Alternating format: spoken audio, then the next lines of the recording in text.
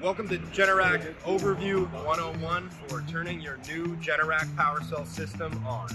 So we have your solar panels, that's your power source input. We walk over here, we're going to see the major components for a 200 amp service of a new Generac PWRcell system. So over here we have your main customer service utility meter. That's typically backed up by one of these. That's a Generac transfer switch, and this is the PWRcell unit that aggregates the power during a battery backup event. This system consists of not only solar, but it has a full battery backup system. Underneath the hood of this unit is a 200 amp main service breaker, and under here is an automatic transfer switch that allows to change when loss of utility power.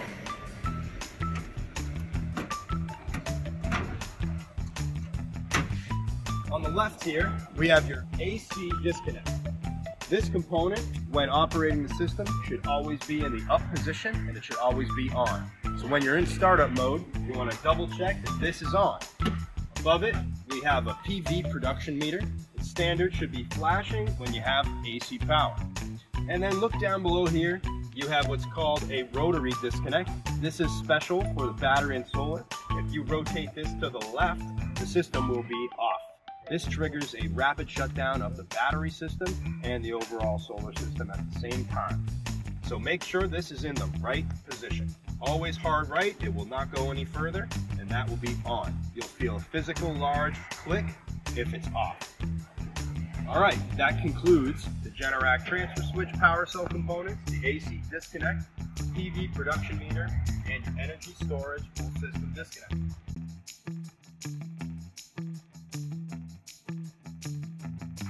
All right, back to Generac PWRcell 101 turn on. In here we have an 18 kilowatt hour full cabinet of Generac PWRcell batteries. There's 6 modules inside here. A normal state of affairs before we get our system turned on is to make sure that this battery level disconnect is in the on position and you have a green blinking light.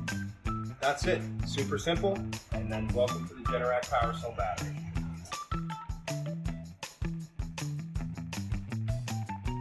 Here we have the Generac PWRcell inverter, and we have a few different options here. We have an additional AC disconnect, and this is an optional disconnect, a service disconnect. It's not standard on all installations, but again, whenever you see an AC disconnect, you want to make sure they're turned on in the on position, and that will provide AC proper power and voltage to the unit.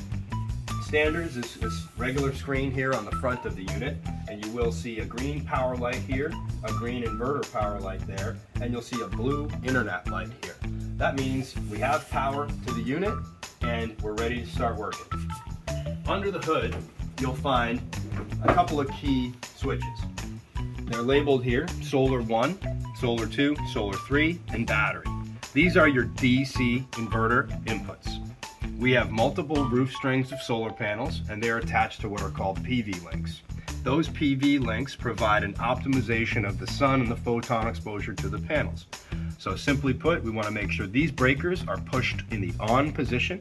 They're labeled here. So after you've checked all the breakers, you should be in good shape to close this up. An additional option some people might have is this battery backup circuit. If you have a battery option on your system, you will have to have this protected loads panel in the on position. In a backup event, this is what powers the emergency backup and the transfer switch. Also in the top, we have what's called the rebus beacon. You may have an option of a cellular card that's installed here. It's important to make sure that that is on and producing.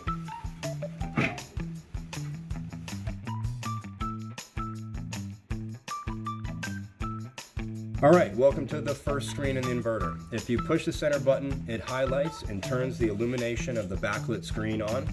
On the first screen, you're going to see on the bottom right, there's the utility power icon.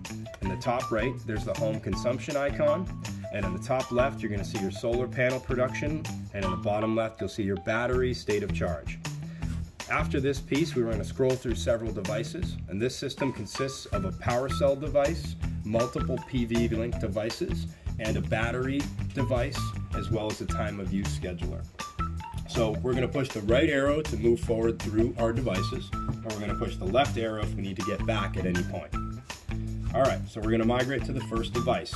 Remember, this inverter is in a disabled state. We're going to teach you how to turn it on and enable it. Okay, our first device here is called the PWRcell 2P inverter. Right now it's grid connected because that's the system mode that we have, and we're going to show you how to get to the inverter enable screen.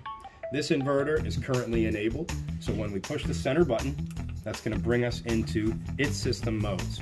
Right now the system is highlighted for disabled. If your inverter is currently disabled, this will read enable. So we're going to push the center button in order to enable it, and we're going to confirm.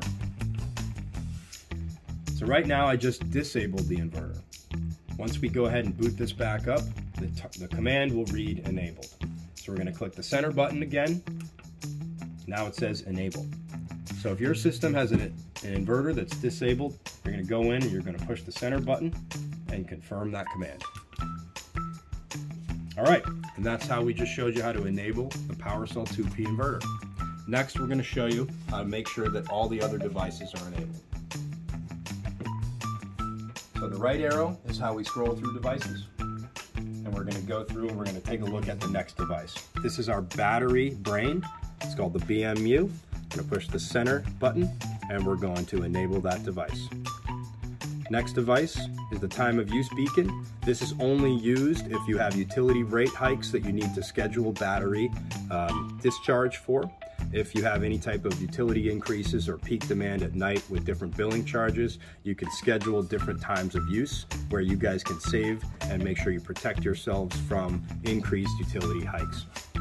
Our next device is going to be one of several. There are PV links here. Currently, these are making power. If your PV links are disabled, we're going to push the center button and we're going to go into the command and make sure we confirm and enable that. So I'm going to go through one example of a PV link, and we have 5 PV links on this site. So make sure you scroll through all the PV links on your site and make sure they are enabled. So we're going to push the center button and we're going to click enable. So all of the PV links on this site, they show on the right hand side, all producing power, and they're all enabled. So currently this system is in self-supply. There's 2 key modes with Generac that you want to operate in. If you want full battery backup, you'll go in and you'll do clean backup mode. If you'd like to do self-supply mode, this means your inverter is always going to be prioritizing sending battery power to offset home loads regardless of solar input. All right, that's how you turn on a device here in Generac and make sure your system's fully operational. Thanks for listening. You can hold that and then we'll go faster. What's that doing? That's where, how much more of the battery we can use. It shows you the production. The utility does not like people. Shows you how much you pulled off the grid today. So like in the settings, they actually